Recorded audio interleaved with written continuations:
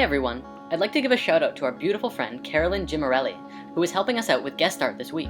Thank you, Carolyn! The time has come for us to talk about water. This has been one of those things that has caused some disputes in the comments and discussions ever since episode 1, when I brought up Dr. Emoto, who spent his life researching water and demonstrated that by projecting love onto water and freezing the water, it would cause the water to freeze in beautiful patterns.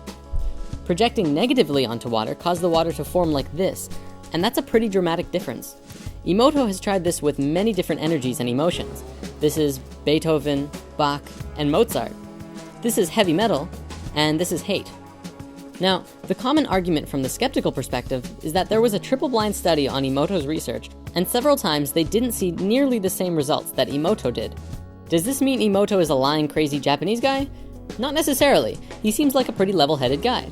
Could it mean that the people who did the triple-blind studies didn't understand what Emoto understood about water? Well, I feel like this may be more of a possibility, but this is what we're going to discuss today.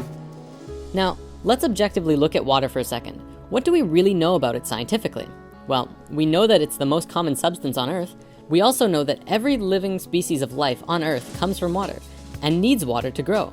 This includes crystals too, by the way. We know that the human body is roughly 75 to 90% water, and that's quite a bit. Not just humans though, it's prevalent in all life. Without water, life could not exist on this planet.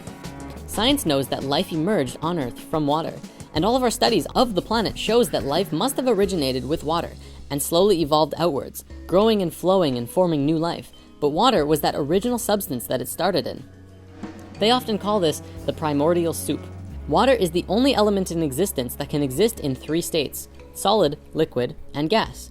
Because of that, it's pretty much everywhere. Water doesn't just flow in oceans, lakes, and rivers, but it flows through the air. Those clouds are nothing but water.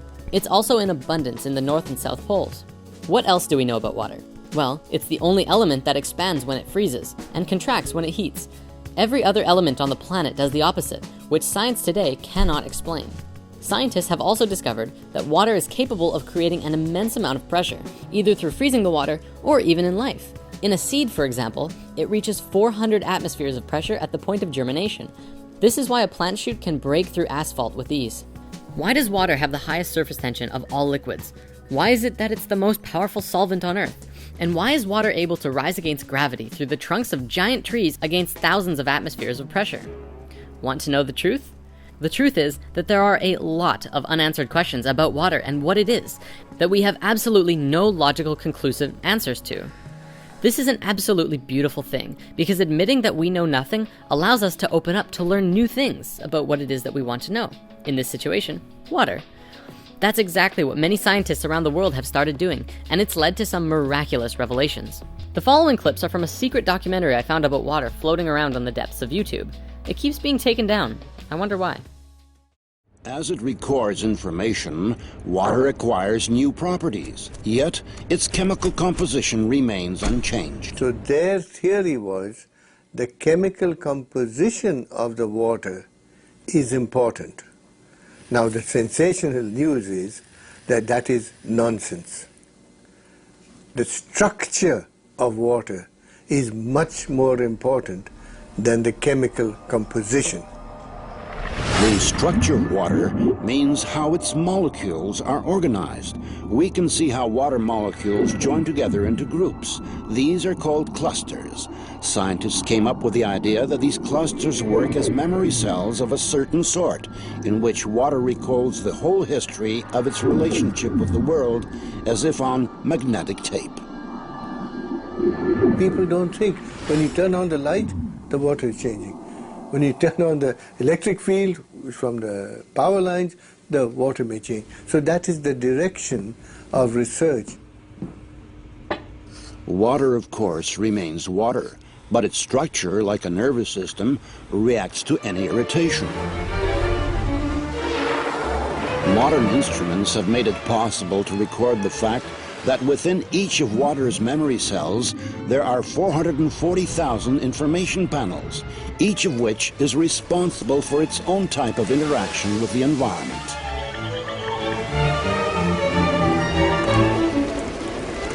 If you consider a cluster as a group of specific molecules, then it can survive only a short amount of time.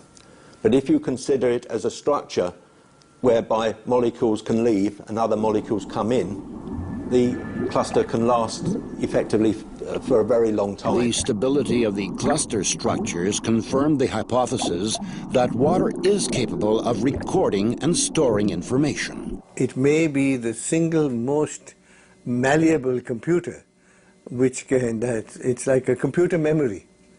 It's the memory of information. We must know how it is arranged. It is like the alphabet. If I give you the alphabet, you don't know a word, you don't know a letter, you don't know a sentence. So the molecular structure is the alphabet of water. And you must make a sentence out of water, and you can change a sentence. See, it's not just Emoto who's doing research on water, but many scientists, especially a lot of Russian scientists too, are hammering out amazing water discoveries every day. Emoto kind of led the way publicly when it came to the crystallized water freezing though, which opened up many avenues of public discussion. Now that we've looked at the light side of things, it's time to take a look at the darkness. Remember, everything is energy and all energy can be transmuted from light to dark, or vice versa. This is how water flows naturally in nature. Doesn't that look happy? Water flows and curves wherever it needs to go. However, water makes a different trip when it goes into our homes. It goes like this. Lots and lots and lots of right angle turns and hard edges. If you've read the Emerald Tablets, you might remember Thoth describing in Tablet 8 the story of how he existed in the realm of curves, and it was amazing, but then he ventured into the realm of angles and was chased down by demons. Now, the story itself, I feel, cannot truly be comprehended from our current level of consciousness, but yet it has a striking connection to how we damage our water through our technology. This doesn't flow, it's not healthy. The natural structure of water is broken apart with every turn. On an even greater scale, it is known that most cities work on a closed-loop system. This means that the water we use is continually recycled over and over.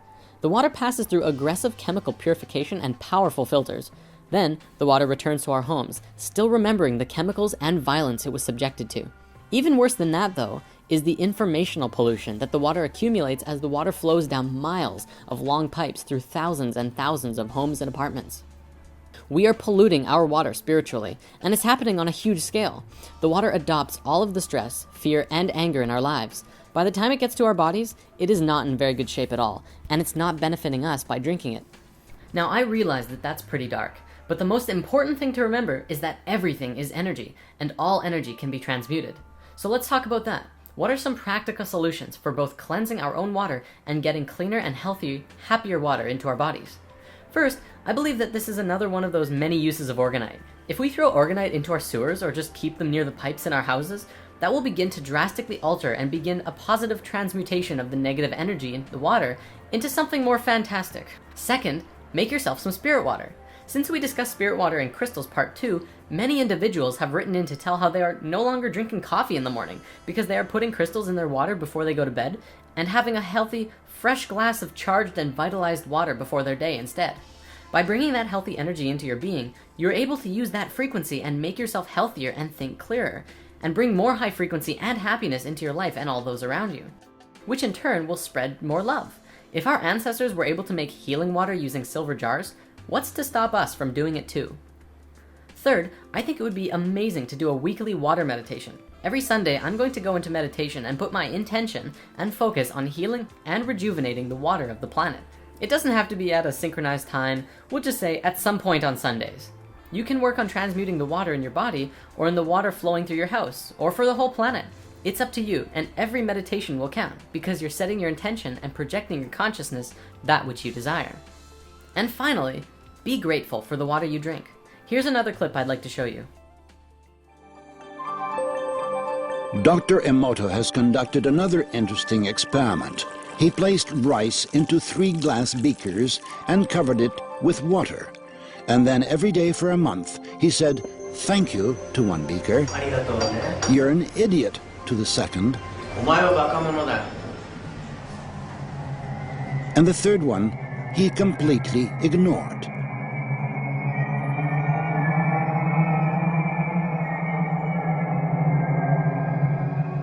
After 1 month, the rice that had been thanked began to ferment, giving off a strong, pleasant aroma. The rice in the second beaker turned black. And the rice that was ignored began to rot. Dr. Emoto thinks that this experiment provides an important lesson, especially with regard to how we treat children. We should take care of them, give them attention, and converse with them. Indifference does the greatest harm. Tell some dreamy story, but almost practice. Water creates so many structures that life cannot exist without. Water forms the DNA helix. Water also forms the structures of proteins. Our bodies cannot work without water. Every seed, every embryo begins in water. It is the surrounding water in the embryo that gives life and brings the nutrition that is necessary to facilitate growth in that life. Our Earth is a giant container of water from which every form of life arose. Every living thing is essentially a container of water. Just like a piece of art that has not yet been sculpted by an artist in a clump of clay, within the water contains every infinite possibility for life within it. Water brought to life a pre-existing conception of life, but for any life to begin, there first must have been an impulse. Every species of living being constantly strives toward its own perfection, and it all came from the same original consciousness, the same source. The final thing I want to bring up before we conclude this week's discussion is a very cosmic analogy. Without water, life on Earth could not exist. The only other element that is absolutely necessary for life is the sun. Without the sun, we could not have life, and in a poetic and beautiful way, this is the cosmic father and mother of life on Earth. Think about it. In biological reproduction, you need a man and a woman. The male provides the seed, and the female provides the egg. And together they do a dance and form new life. The sun is the male aspect, bringing the cosmic life force energy to Mother Earth. Mother Earth is, of course, the mother, providing the egg where the new life will grow. And water could be likened to the placenta from which all life grows in. The surface of the Earth where life grows is the womb for the life on the planet. As above, so below. Mother, father, child equals Earth, sun, new life. And that's us, as well as all of the animals and wildlife and crystals and everything living on this planet. Modern science and society is relatively skeptical, to say the least, of the messages from water. But when you look at it as a whole, I feel that Emoto's work is just scratching the tip of the iceberg when it comes to understanding water. To look at these frozen water crystals and brush it off as a pseudoscience is incredibly dismissive of a much larger understanding about what water is and what role it plays in the evolution of life itself. It is life. It is you.